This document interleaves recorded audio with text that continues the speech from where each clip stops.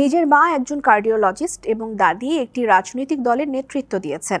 তারা দুজনেই নারী শিক্ষা এবং নারী স্বাস্থ্যের জন্য অনেক কাজ করেছেন, এমন দাবি করেছেন বিএনপি চেয়ারম্যান তারেক রহমানের মেয়ে ব্যারিস্টার জাইমা রহমান।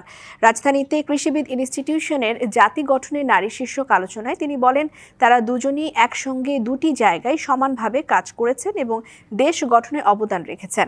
দেশের অর্থনীতি এবং জিডিপি বৃদ্ধিতে নারীদের অবদান দৃশ্যমান নয় এমন তথ্য জানিয়ে ব্যারিস্টার জাইমা বলেন, দেশের 70% নারী ফেসবুকে প্রতিনিয়ত নির্যাতনের শিকার হচ্ছেন।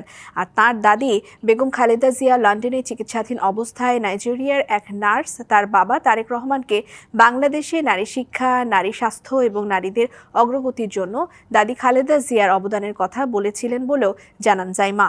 নাইজেরিয়ায় নারীদের উন্নয়নে বেগম খালেদা জিয়ার প্রণীত পদক্ষেপ গ্রহণ করেছিলেন বলেও জানিয়েছেন সেই nurse. Voted recognizing the realities of motherhood, of childcare, and that required systems being strengthened around maternity leave and childcare, which she did. That is because women were made to choose between family and participation in the economy.